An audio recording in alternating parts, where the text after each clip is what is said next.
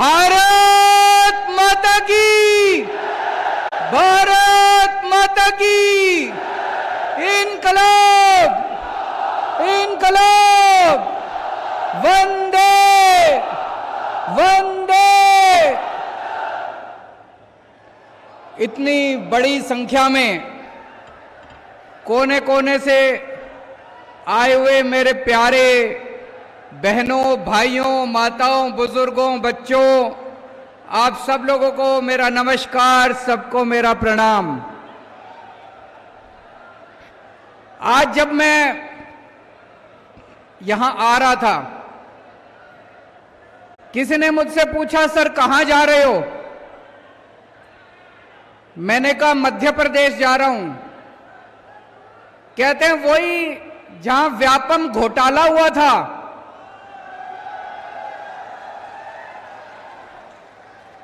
सोचो, इन नेताओं ने,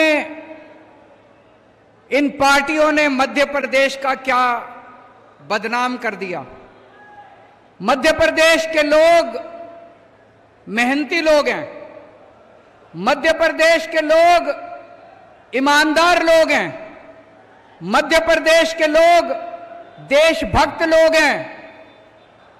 लेकिन आप जब पूरे देश के अंदर मध्य प्रदेश की चर्चा होती है तो लोग कहते हैं वही राज्य जहां पे व्यापम घोटाला हुआ था। आपका क्या कसूर है? लोगों का क्या कसूर है? आपके नेताओं ने और आपकी पार्टियों ने आज पूरे देश के अंदर आपका नाम बदनाम कर दिया। एक टाइम दिल्ली का भी यही हाल था। जब दिल्ली में कांग्रेस की सरकार थी, पूरे देश में जब दिल्ली की चर्चा होती थी, कहते थे वो कॉमनवेल्थ घोटाले वाला दिल्ली, सीएनजी घोटाले वाला दिल्ली, 2G घोटाले वाला दिल्ली। दिल्ली घोटालों के नाम से जाना जाता था।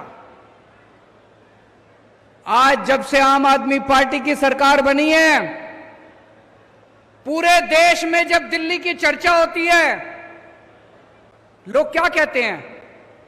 दिल्ली जहां पे अच्छे अच्छे स्कूल हैं, दिल्ली जहां पे मोहल्ला क्लिनिक है, दिल्ली जहां पे बिजली मुफ्त है, दिल्ली जहां पे 24 घंटे बिजली आती है, दिल्ली जहां पे पानी शानदार है, आज दिल्ली अपने कामों की वजह से शिक्षा के लिए, स्वास्थ्य के लिए पूरे देश में जाना जाता है। मेरे पास मध्य प्रदेश के कुछ लोग आए,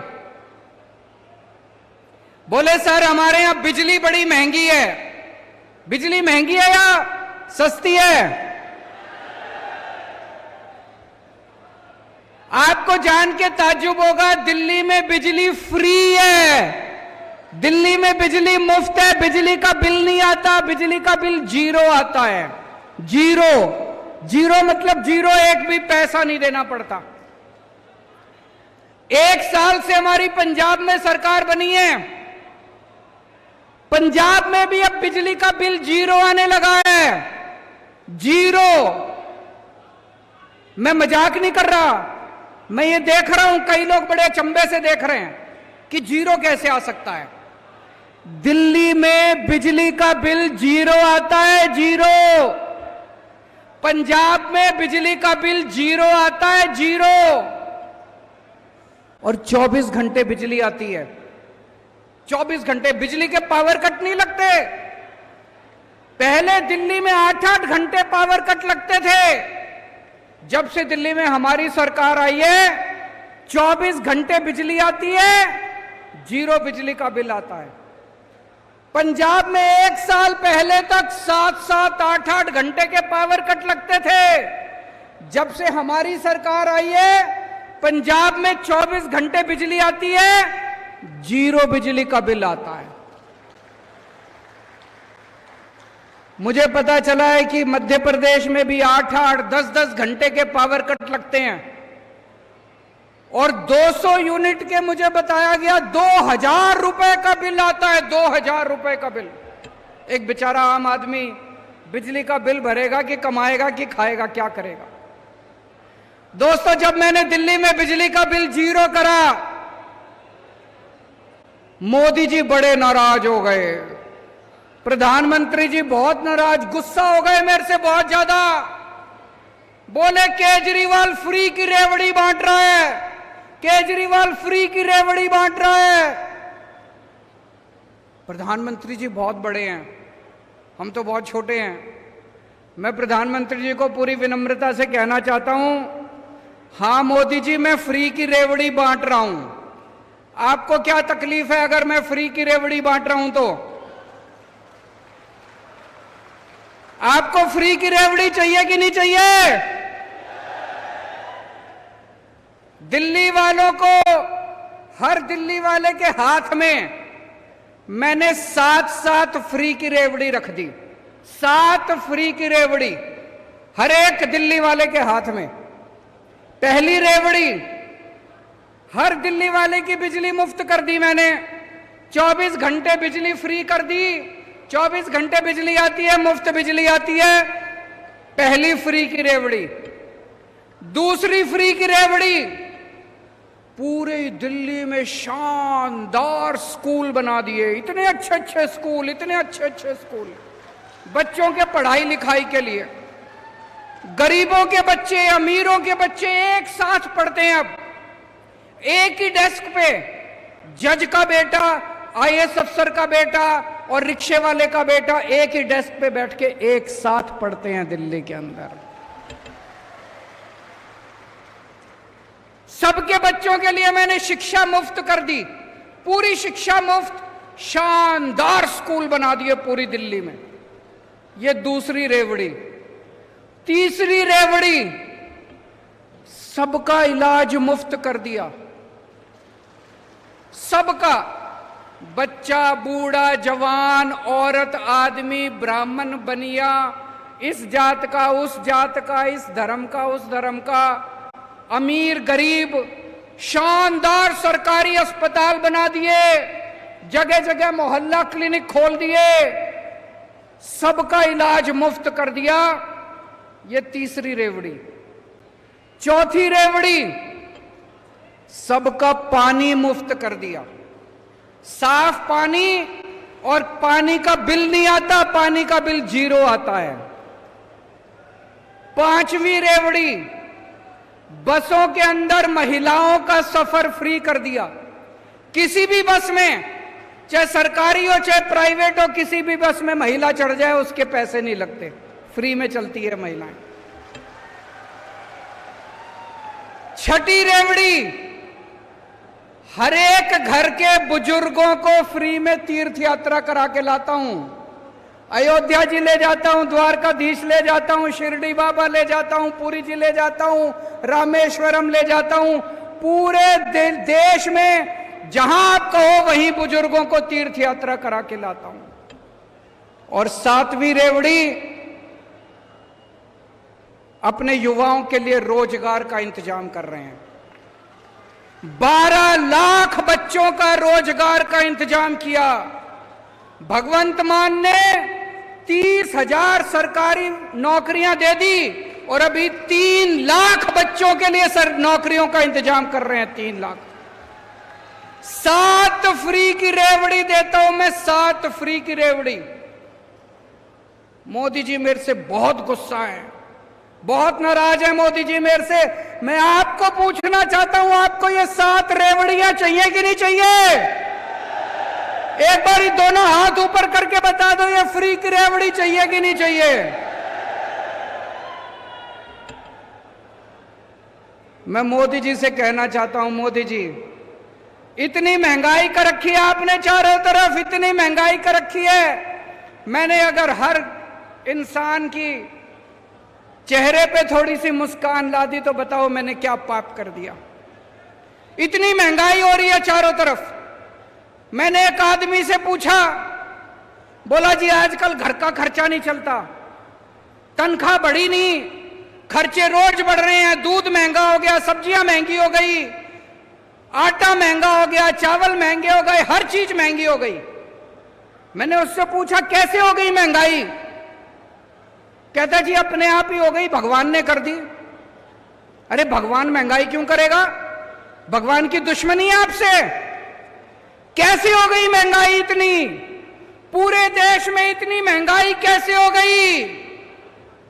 इतनी महंगाई हो गई क्योंकि उन्होंने लूट मचा रखी है, सरकारी खजाने की लूट मचा रखी है इन्होंने।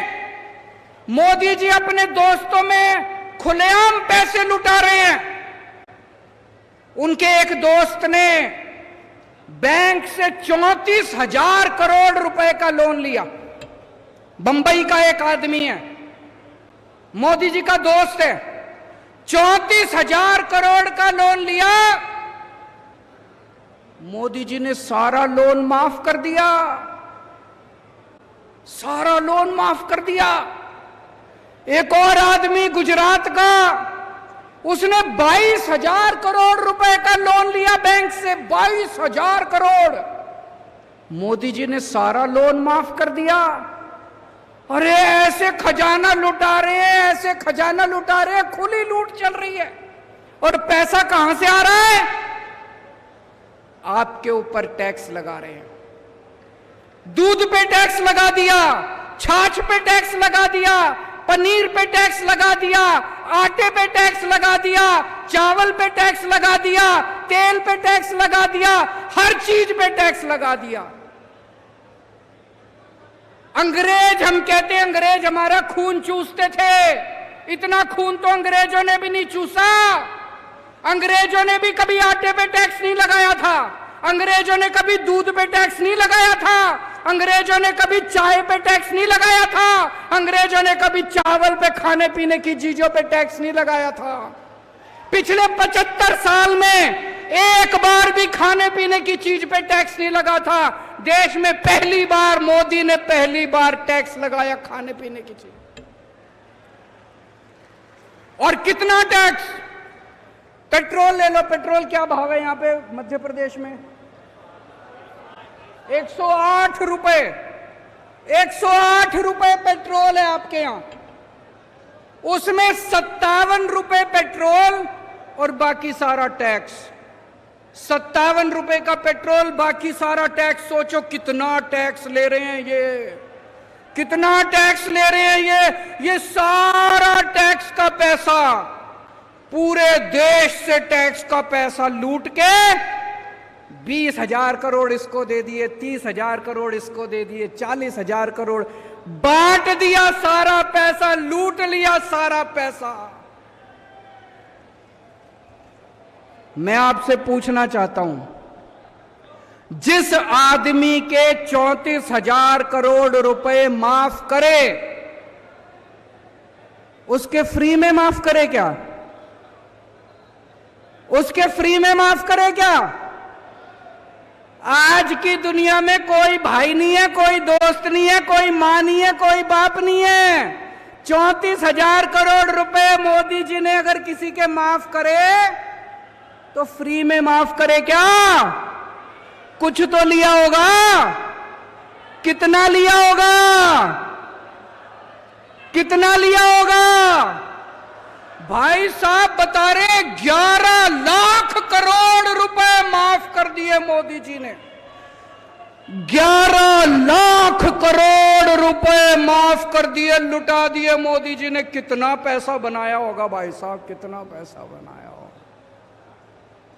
बेईमानी करे मोदी जी और जेल में भेजे मनीष सिसोदिया को।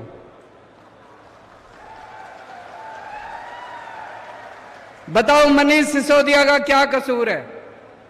एक बेचारा टीचर का बेटा गरीबों के बच्चों को पढ़ाने चला था।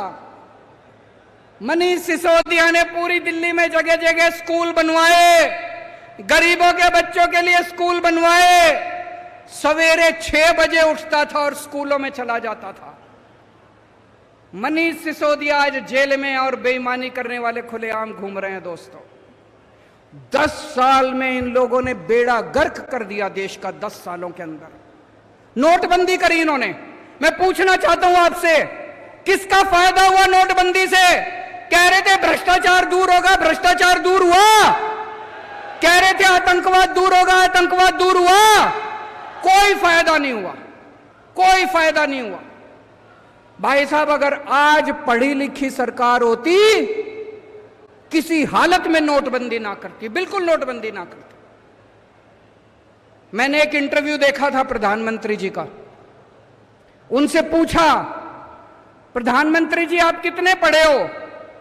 बोले मैं बस गांव के स्कूल में गया हूं, मैं कॉलेज नहीं गया। मैंने उनका एक भाषण सुना था प्रधानमंत्री जी का। उस भाषण में कह रहे थे मैं बस गांव के स्कूल में गया हूं, मैं कहीं कॉलेज वॉलेज की पढ़ाई नहीं करी। मैं आपसे पूछना चाहता हूं, क्या आज आधुनिक 21वीं सदी के भारत के प्रधानमंत्री को पढ़ा लिखा होना चाहिए कि नहीं होना चाहिए? मैं आपको एक कहानी सुनाना चाहता हूं।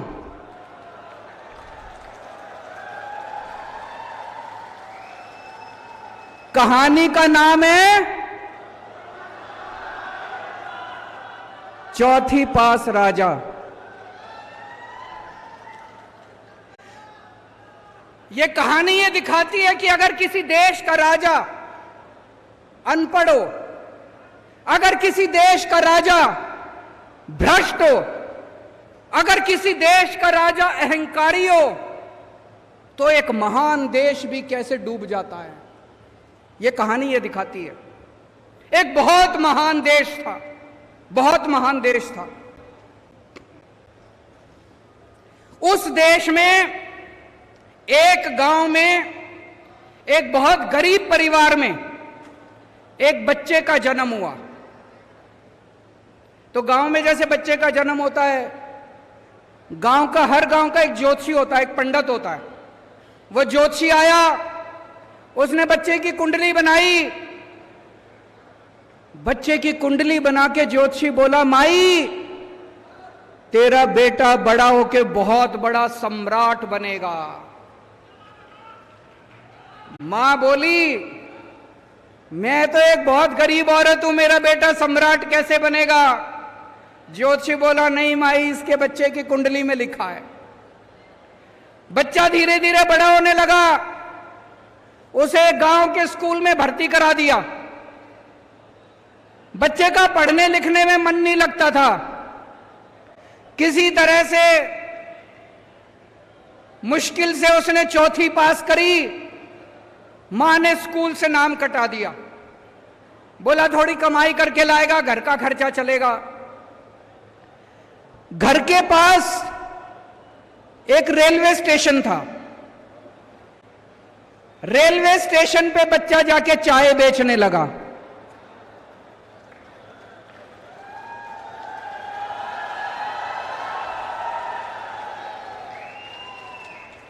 बच्चा भाषण बड़े अच्छे देता था, बचपन से ही भाषण बड़े अच्छे देता था। एक बार भाषण देना शुरू करता और जो बंद ही नहीं होता, गांव के लड़कों को इकट्ठा कर लेता और भाषण देना चालू करता। धीरे धीरे करके बच्चा बड़ा हुआ। ज्योतिषी ने कहा था, कुंडली में लिखा था, बच्चा उस महान देश का राजा बन गया बड़ा होके। अब बच्चा राजा तो बन गया, उस चौथी पास राजा को कुछ भी ना आए, पढ़ना लिखना आता नहीं था, समझ थी नहीं।